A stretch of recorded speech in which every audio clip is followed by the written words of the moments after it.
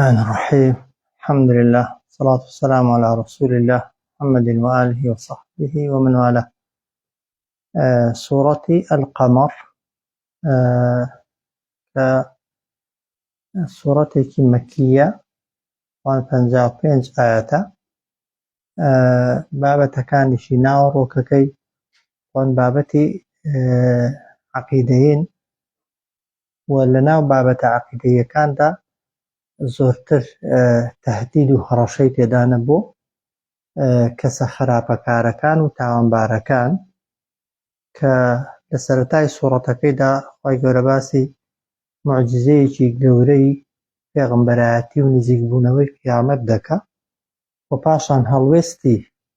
بتپەرستەکان سەبارەت بەو موعجزەیە و سەبارەت بە پێغەمبەر صلی الله عليه وسلم. پاشان خوای گەورە باسی قیامەت و ناڕەحەتیەکانی قیامەت، پاشان بەسەرهاتی هێندێک لە پێغەمبەران بە کورتی و دواتر سزای خوای گەورە لە قیامەت بۆ بێ باوەڕان و لە کۆتاییشدا بە کورتی پاداشتی ئیمانداران. سەرەتای سوورەتەکەی دەفەرمێ اقتربت الساعة. اقترب یعنی نزیک بوویەوە، الساعة قیامەت، وانشق القمر، وانشق لەتیش بوو، بوویە دوولەت مانگش. اقتربت الساعة نزیک بوویەوە قیامەت، وانشق القمر، وانشقها شق بوون، دوولەت بوو مانگ. بتپەرستەکانی مەککە تەڵەن گوتیان ئەگەر پێغەمبەری وەرە ئەو مانگی چواردەیەمان بۆ بکە بە دوو بەش، داوا بکە لە خوای یان شتێک کە با مانگەکە ببێتە دوو بەش بۆی باوەڕت پێ بکەین کە تۆ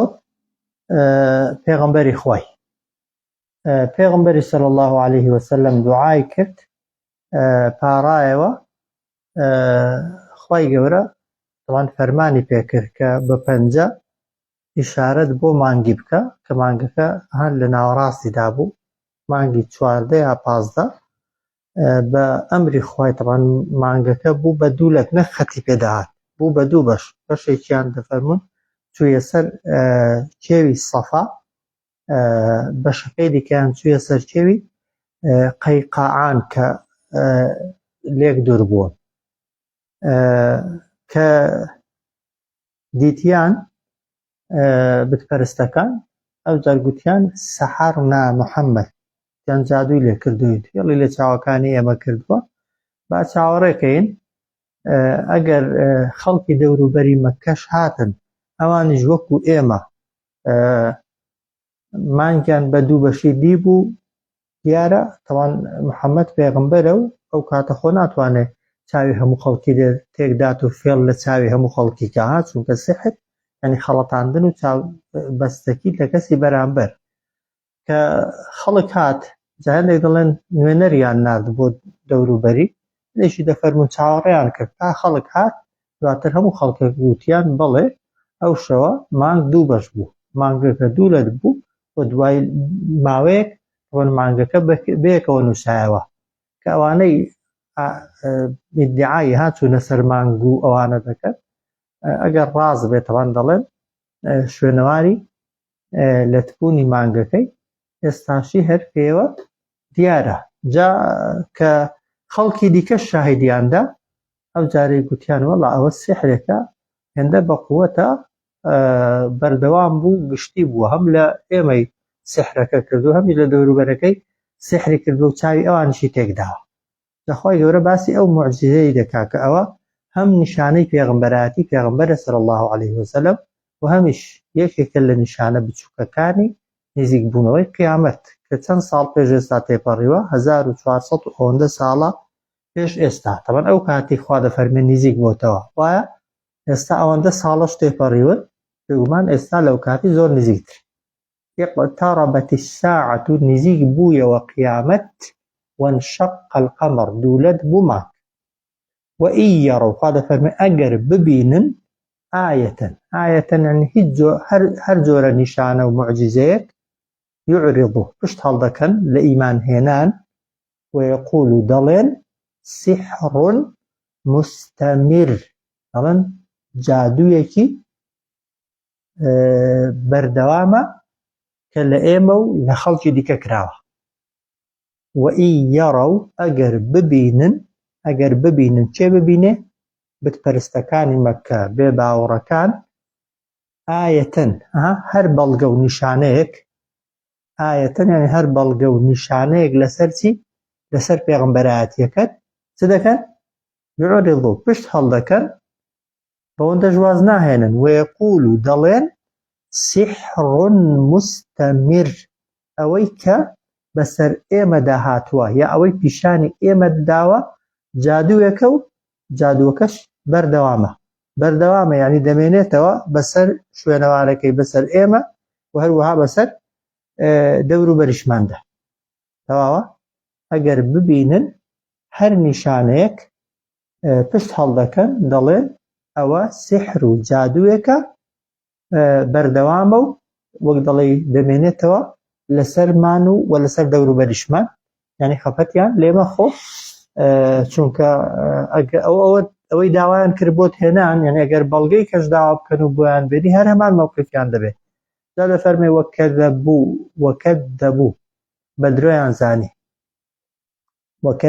بە درۆیان زانی کێیان بە درۆ زانی پێغەمبەر و صلی الله عليه وسلم ئەو معجزەیەش کە بینیان واتبعوا ئەهواءهم کەوتنە شوێن ئارەزوەکانیان وەکەذەبوو بە درۆیان زانی کوردیەکەی هەرەوەندەیە واتبعوا کەوتنە شوێن ئەهواءهم ئارەزوەکانیان خوا لەفەرمێ وەکوڵ ئەمر مستەقر هەموو فەرمانێک وكل أمر همو فرمانك همو إيشك مستقر يعني كوتايكي هي يعني شوينكي هي سرنجامكي هي تيدا جيجير دەبێت و تيدا دەوەستی وایە ئەگەر چاک بێ سەرنجامێکی چاکەی هەیە و حتمەن لە شوێنێک دەوەستێ و ئەگەر کردارەکەش خراپ بێ وازەحە کۆتاییەکی هەیە و لەوێ کۆتایی پێدێ وازەحە جا تفسیرێکی دیکەش هەیە قوتادە دەفەرمێ وەکوڵ ئەمر مستەقر یعنی خەیر و چاکە یعنی هەموو شتێک لای کەسێک جێگیر دەبێ مەبەستی ئەوەی چاکە لە کین چاکەکارەکان جێگیر دەبێت لە دڵیاندا و لە ئەندامەکانیاندا دەردەکەوێت خراپەش لەکوێ جێگیر دەبێت لە دڵی خراپەکارەکاندا و لە جەستە و لاشەیاندا جێگیر دەبێت و بەردەوام دەبێت وكذبوا واتبعوا أهواءهم بدرويان زاني وكوتنا شوين آرزوكانيان وكل أمر مستقر همو فرمانك يا همو كارك سرنجامك هي أو تفسيرك وذكري بلين همو فرمانك كوتايك هي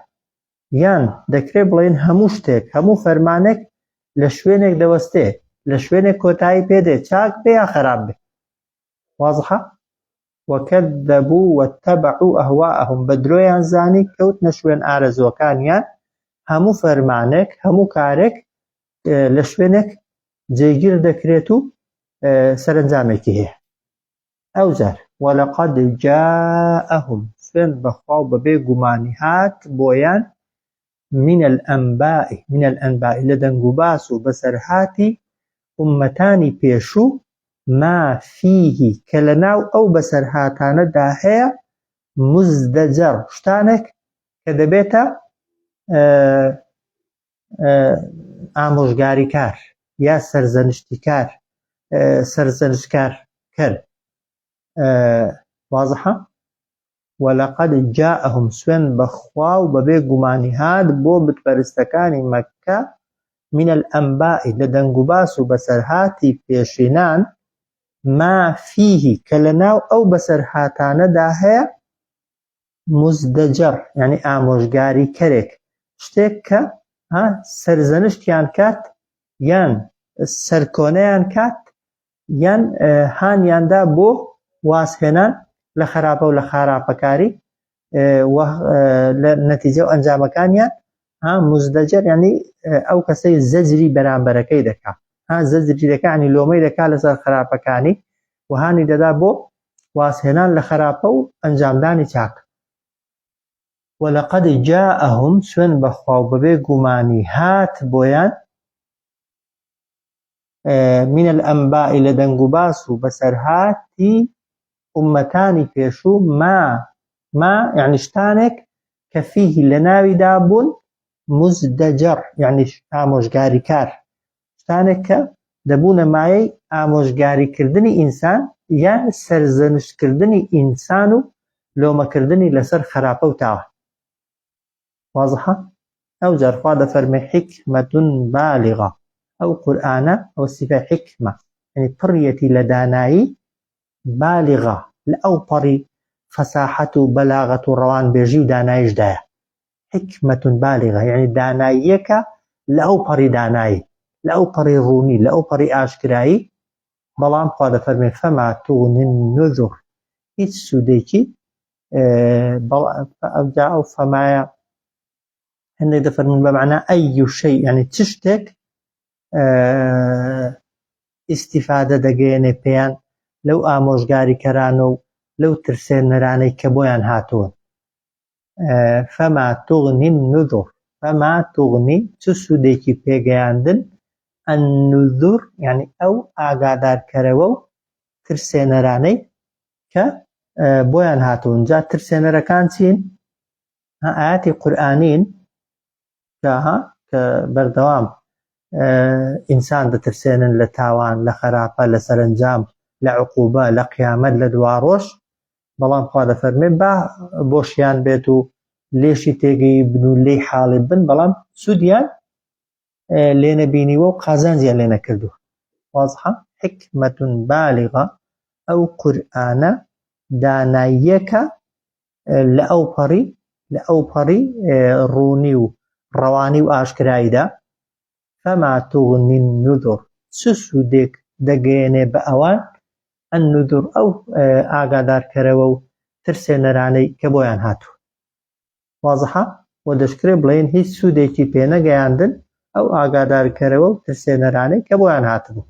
بۆیە خوای گەورە بە پێغەمبەر دەفەرمێ صلی الله عليه وسلم فتول عنهم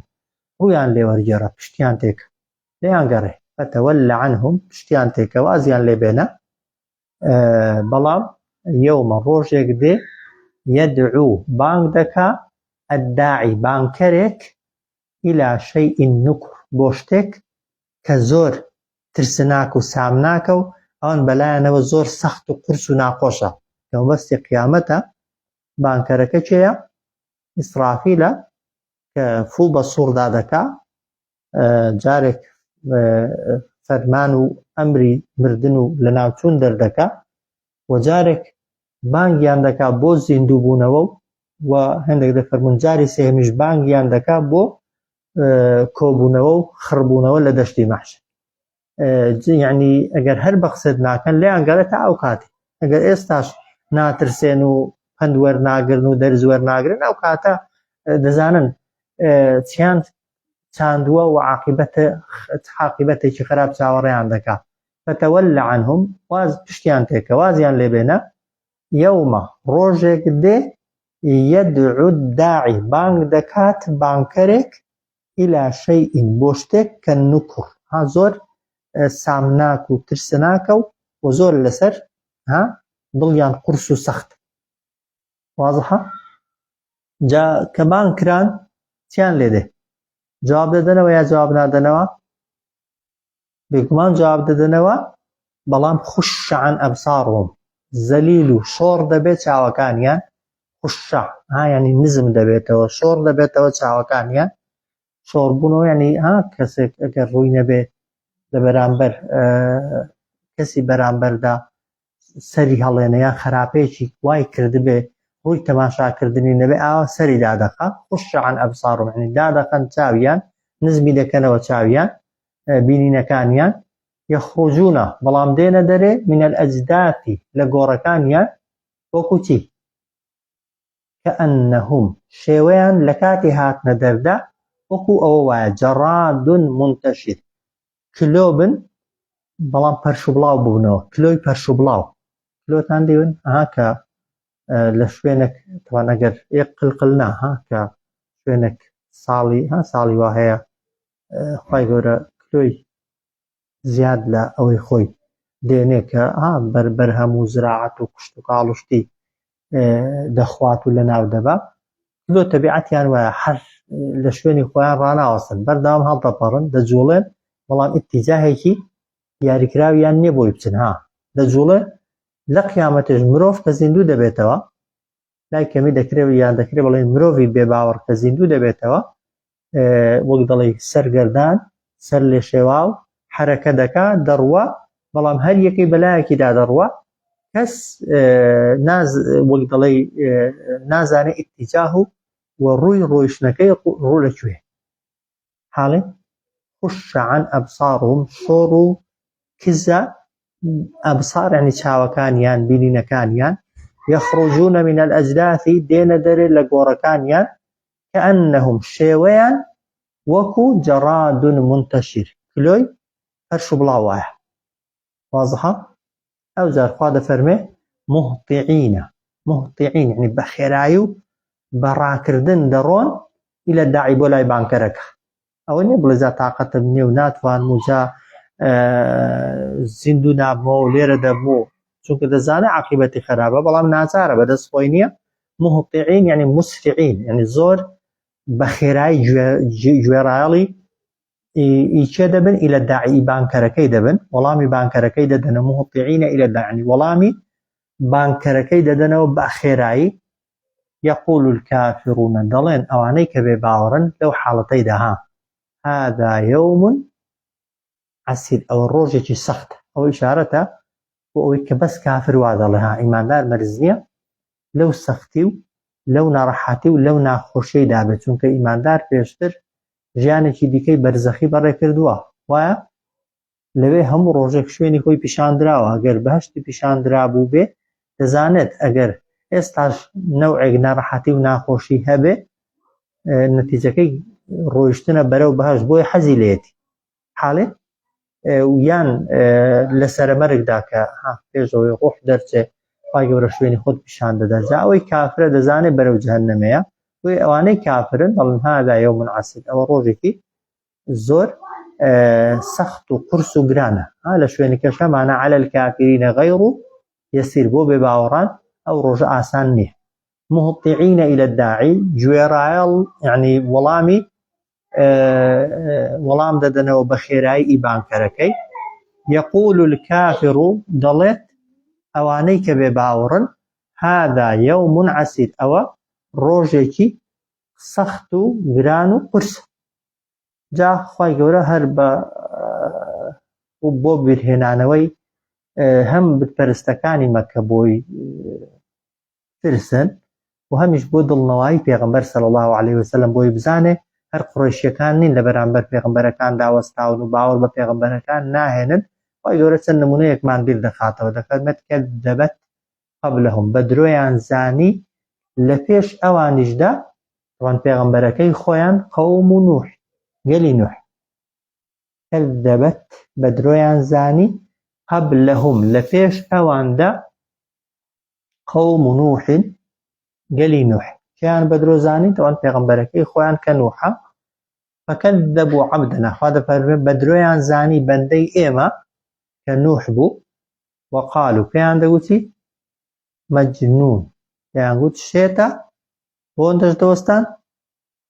وەزدوجر بەردەوام لۆمە و سەرزەنشتیان دەکرد و هەڕەشە و گوڕەشە و ئەزیەتیان دەدا و ناڕەحەتیان دەکرد لە شوێنی کە دەفەرمێت لئن لەم تەنتهی یا نوح لتەکونەن من المەرجومین دەیان گوت ئەگەر واز نەهێنی ئەی نوح بەربارانت دەکەین فعلەنیش دەڵێن جاری وا هەیە هێندەیان لێداوە قسەی پێ نەکراوە و نەیتوانیوە لە شوێنی خۆی بجوڵێت و بوراوەتەوە بۆ ماوەیەکی زۆر کە بەراوردی ناڕەحەتیەکانی پێغەمبەر صلی الله عليه وسلم بکرێ لەگەڵ ئینوح و ئەو نکوڵی و ئینکاریەی کە قەومی نوح کردوێتی بۆ نوحێک کە 900 ساڵی لە ناویاندا بووە، قەومی قوڕەیشیەکان بە بەراوردی ئەوان ئەهوەنتر بوون. بەڵێ ئەزیەتی پێغەمبەریان داوە سەڵی الله عەلەیهی وسەلەم، بەڵام هیچ کاتێک نەگەیشتووەتە ئەو ئەندازەیەی لە تەمەنی هێندە بووە، تەبەن 12-13 ساڵی لەناو قوڕەیشیەکاندا بوو. چەند ساڵی سەرەتایی زۆر ئەزیەتیاندا، ئەزیەتەکانیشیان زۆرتر دەرونی بوون، یعنی بە خۆت بەراورد کە لەگەڵ نوح و هەروەها قەومەکەشت بەراورد کە لەگەڵ قەومی نوح کەذەبەت قەبلەهم، بە درۆیان زانی لە پێش ئەوانیشدا، ئەوان یعنی بتپەرستەکانی مەککە، قەوم و نوحین گەلی نوح، فەکەذەبوا عەبدەنا، بە درۆیان زانی بەندەی ئێمە کە نوحە،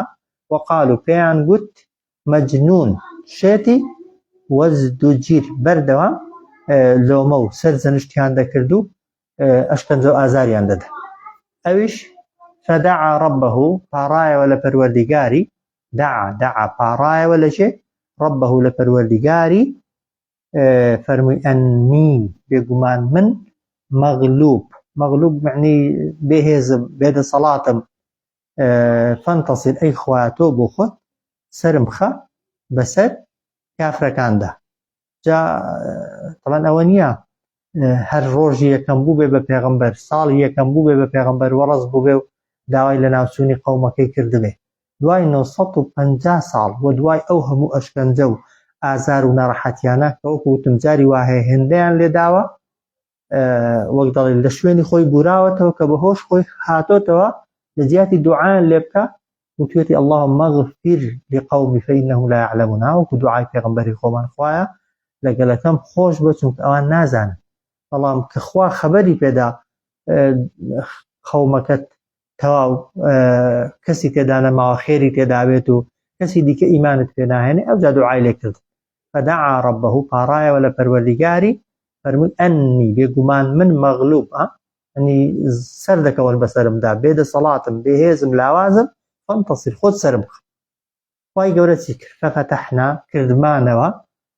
ئەبوابە السەمائی، دەرگاکانی ئاسمان، بۆچی؟ بیمائین، بۆ ئەوی لێی بێتە خوارێ ئاوێک کە ئاوەکە چۆنە؟ منهەمیر، یعنی زۆر وێرانکەر،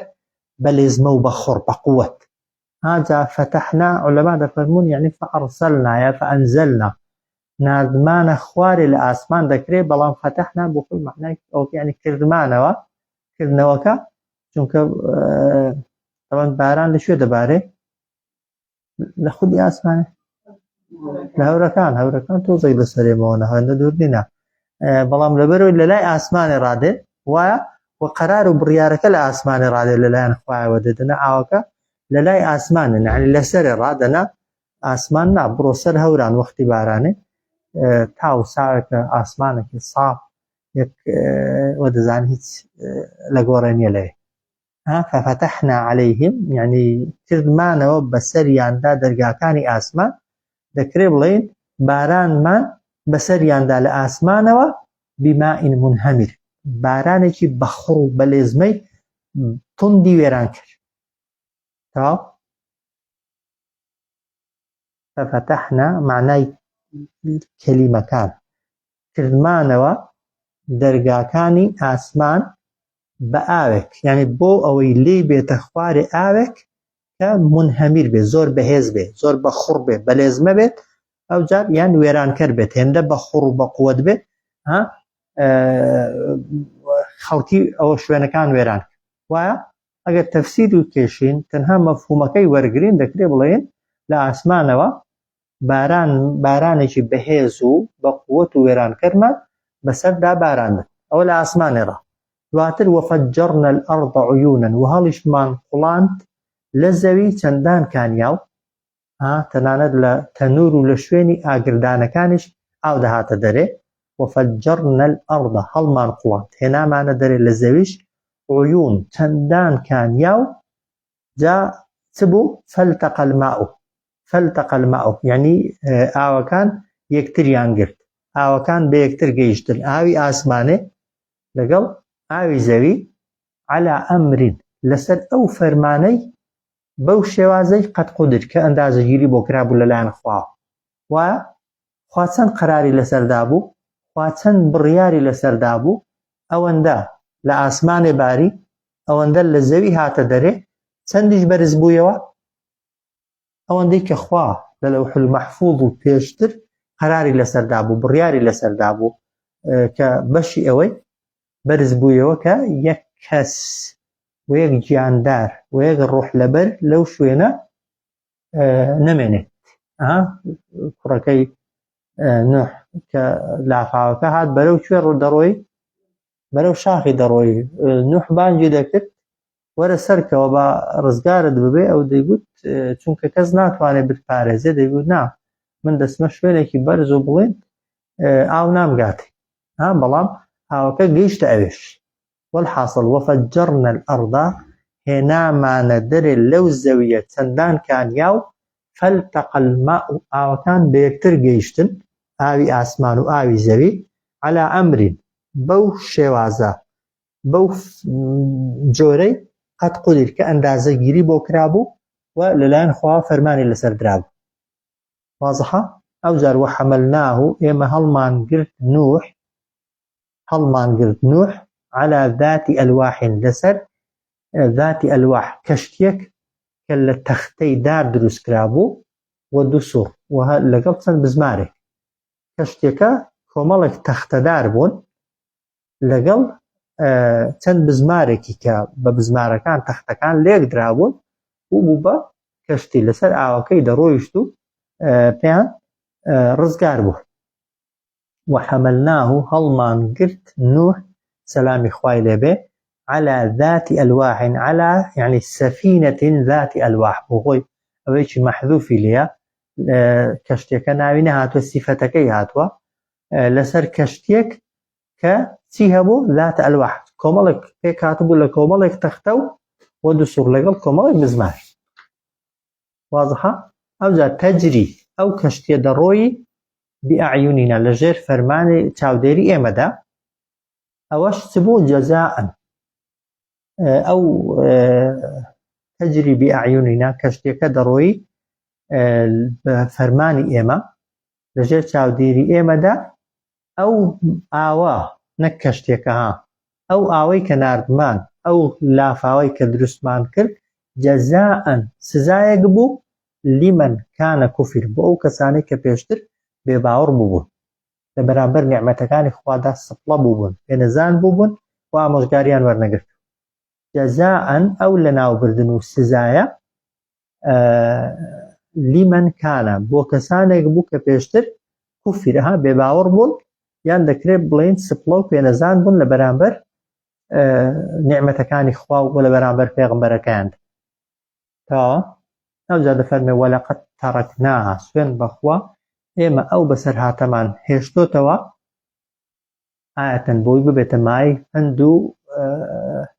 ئامۆژگاری وەرگرتن بۆ خەڵکی. بۆچی بەسەرهاتەکەمان لە قورئاندا هێناوە؟ بۆچی بەسەرهاتەکە باز دەکرێت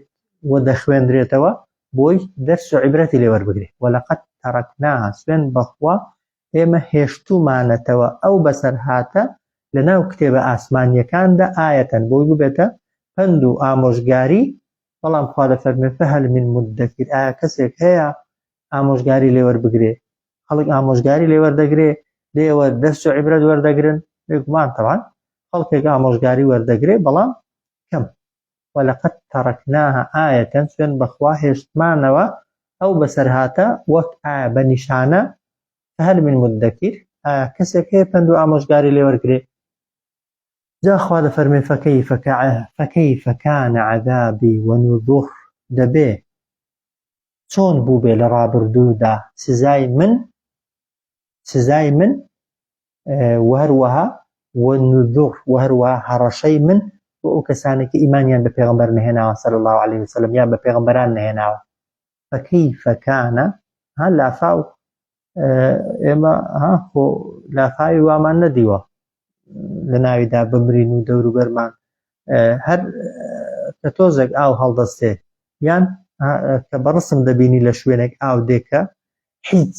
ئەمانێکی نییە. تەڵان ئەگەر هات ئەدی ئەوەی وان کە خوا ناردبێتی بۆ یەک کەس نەمێنێ و بەرزاییەکەی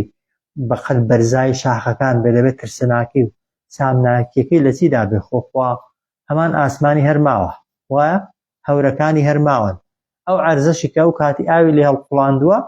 هەرماوە خی گەورە لە هەر ئان و ساتێکدا بیەوێ ساڵ ڕۆژێکی باران باری چەند دەقە بوو ئەوەی ئاخیرەکەی چەند دەقە چی دروست کرد یعنی ئەگەر 3 دقیقەی لەگەڵ بە نیو سەعاتەکەی لەگەڵ بە خۆ خوای کە ئەوە تەنها وەکو ئیشارەت و ئاماژەن وەک دەڵێن نوکەن خی گەورە بۆت دەکا سەرەدێڕێکە نقطەیەکە پیشانە دەدا لە دەسەڵاتی خۆی یعنی وریابە ئەگەر خی گەورە ویستی لێبێت و حەزی لێبێت دەتوانێت بەیەک ئەمر و بەیەک فەرمان هەموو دنیای وێران بکە هیچ دەسەڵاتی هیچ کەسێکیشی تێدا نیە و کەس ناتوانێت پێشی پێ بگرێت ئەگەر لە سنووری خۆی دەرچوو بۆی لە فەرمێت فەکەیفەکانە دەبێ چۆن بوو بێ سزای من وەنوذوڕ یعنی هەڕەشە و ترسانەکانیش ئەو زەخوا دەفەرمێ وەلەقەد یەسەڕنا القورئانە سوێن بەخوا ئاسانمان کردووە ئێمە ئەو قورئانە لیدیکر بۆ پند لێوەرگرتن و ئامۆژگاری لێوەرگرتن فهل من مدەکر بەڵام ئایا کەسێک هەیە پند و ئامۆژگاری لەو قورئانە وەرگرێ وەلەقەد یەسەڕنا القورئانە سوێن بەخوا بەبێ گومانی ئێمە ئاسانمان کردووە ئەو قورئانە لیدیکری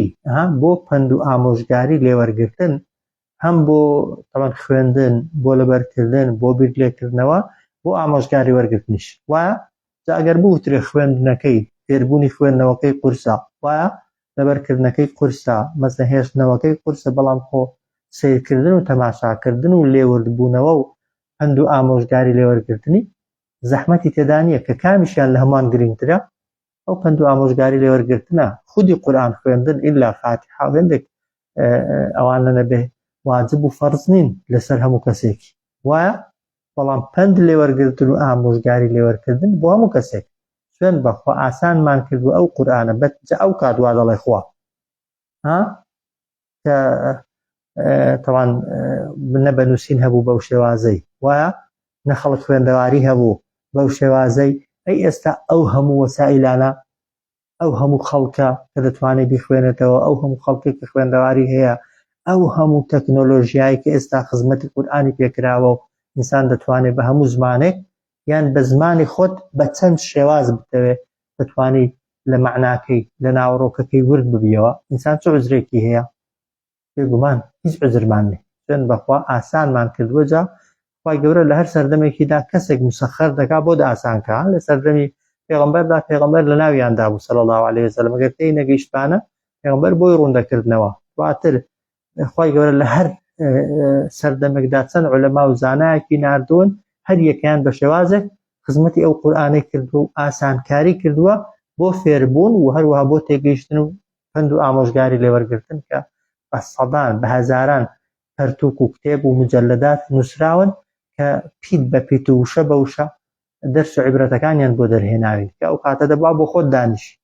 وایە ئێستا سیر کە ئەگەر کوێ بگریان وەلەقەد یەسەڕنا القورئانە للذیکر ئاسانمان کردووە ئەو قورئانە بۆ پند و ئامۆژگاری لێوەرگرتن فهل من مدەکر ئایا کەسێک هەیە پند و ئامۆژگاری لێوەرگرێ ئەو جار دێتە سەر بەسەرهاتێکی دیکە خوا دەفەرمێ کەذەبەت عاد و هەروەها بە درۆشیان زانی پێغەمبەرەکەی خۆیان قەومی عاد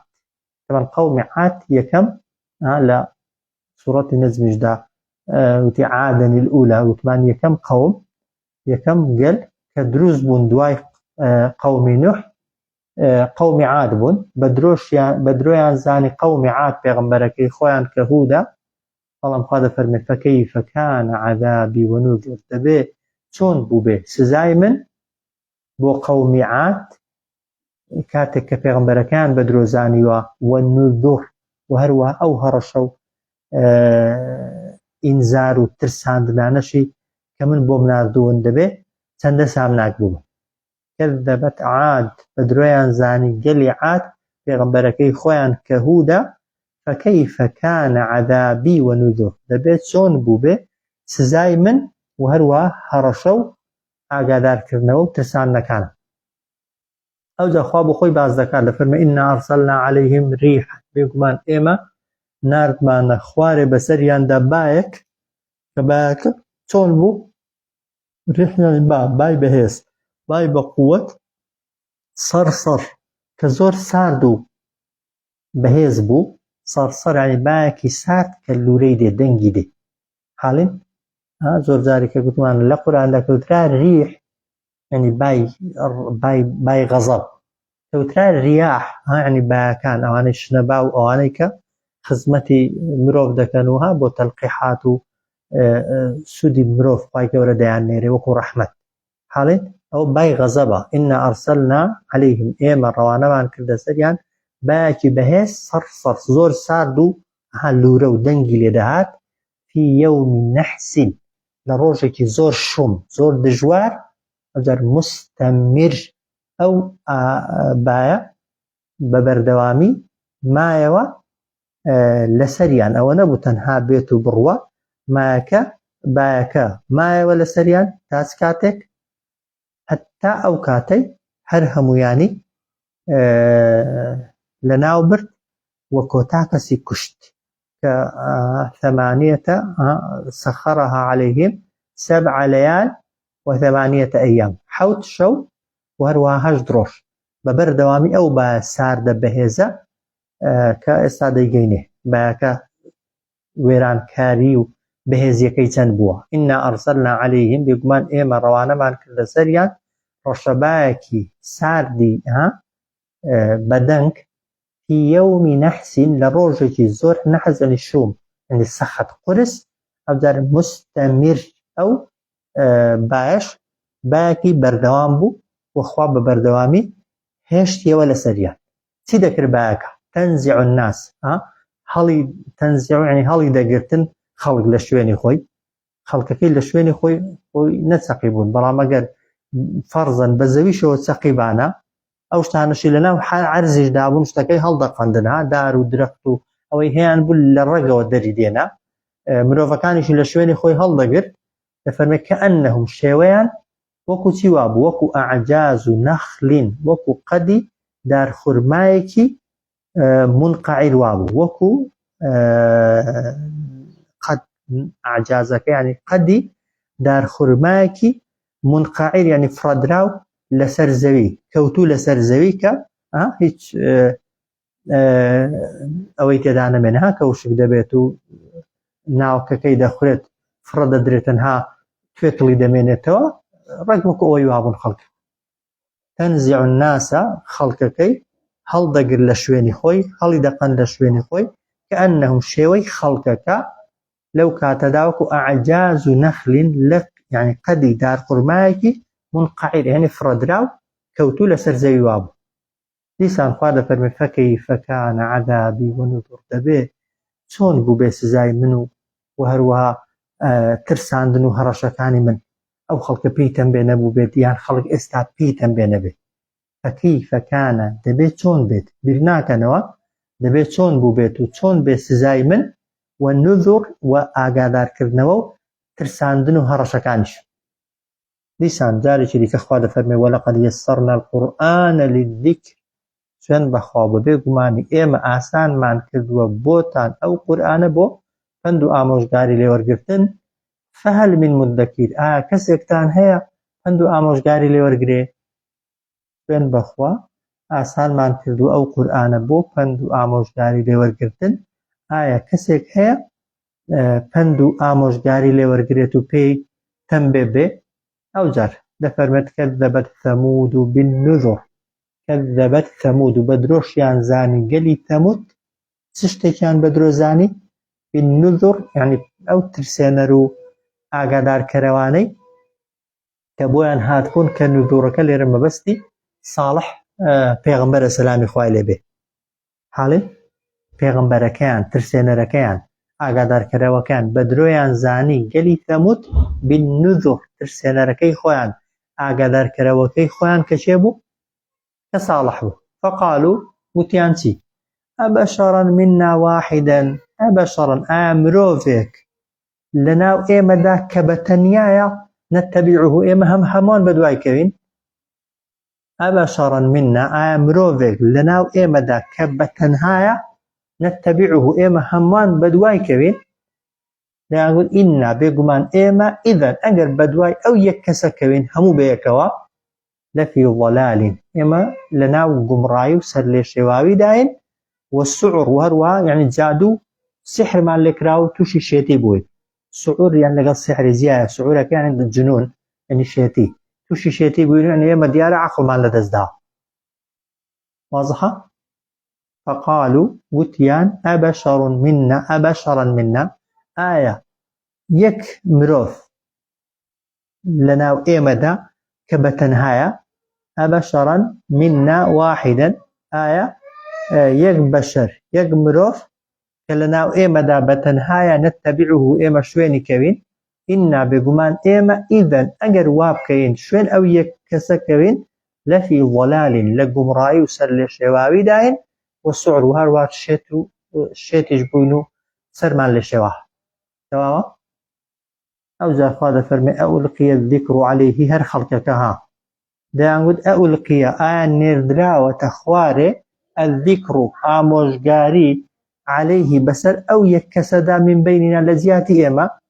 يعني زياد لإيما لنا إيما دا تنها أو كراو ببيغمبر بنينا رخواي ألقي الذكر عليه آية ألقي يعني هل دراوة بلام يعني نردراوة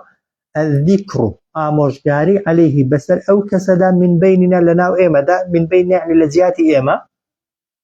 وتيان بل نا وانيا هو كذاب أو كسيش دروزنا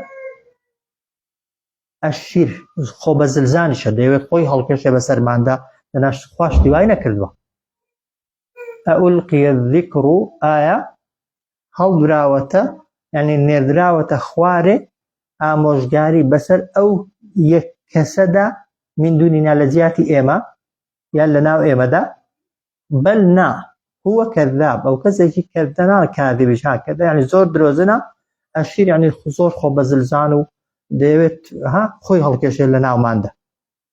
واضحة جاء خواذا فرمي سيعلمون غدا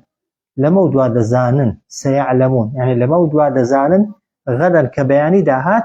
من الكذاب الأشير شي زور دروزنو شي خوب زلزانه ما بس يويك خواس زايدان وعقوبيدان بويان دردكوي لداهاتو دا تاخوا دروزن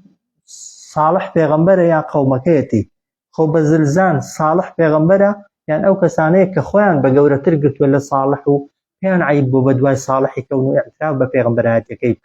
سيعلمون لمودوا دزانا غدا يعني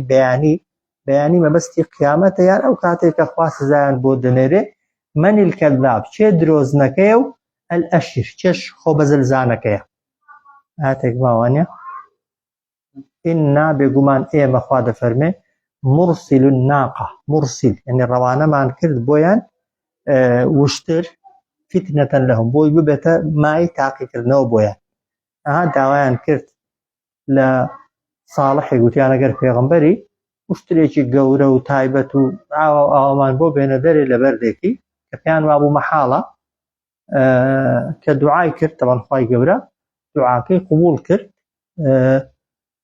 واشتركان بو هات بلا مشتركه بو بسي بويان طبعا بو فتنش وبو ماي تاقي كرنوش يعني بلا تاقي كرنو بلا تاقي كرنو ليدر نتو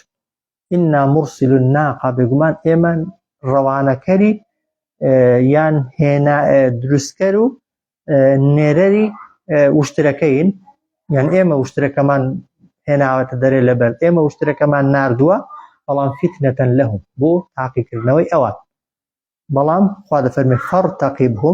فارتقبهم تاوريان كان واصطبر فلشتان نبه فارتقبهم تاوريان كان زانا